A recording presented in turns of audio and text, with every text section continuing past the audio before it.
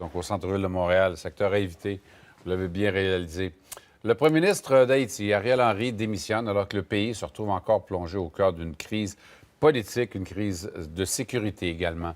Olivier, donc, Henry cède donc devant la pression qui devenait trop forte, là.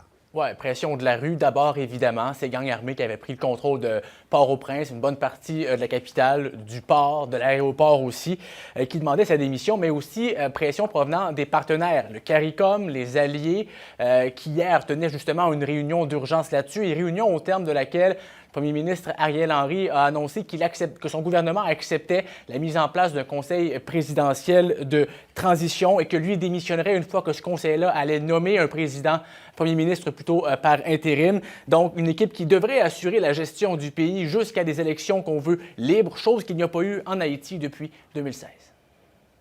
Haïti besoin de la paix. Haïti besoin de stabilité. Haïti besoin d'un développement durable. Haïti besoin de rebâtir institutions démocratiques. M'a demandé tout Haïtien à tout Haïtien pour être calme, cœur posé.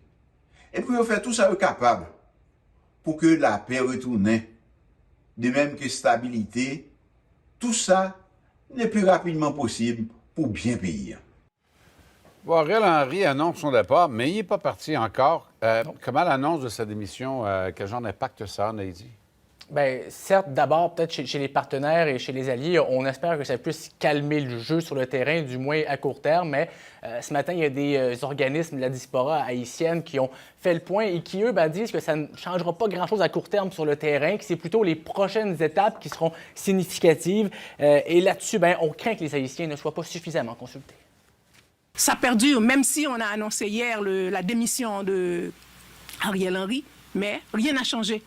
Une transition qui changerait les choses, pas une transition avec les mêmes personnes, les mêmes acteurs qui vont revenir en place. Et c'est exactement ce qu'on est en train de nous faire là. Donc une transition qu'ils ont concoctée de toutes pièces. Et comme disait Fanfan avec un tweet, on va décider qui sera le Premier ministre. Et donc c'est pas ça qu'on veut justement. Et ces organismes qui demandent est-ce que le Canada joue un rôle de leadership là-dessus, mais aussi réclament de l'aide du Québec et du Canada dans la crise humanitaire qui se joue présentement là-bas. Merci beaucoup. Je vous en prie.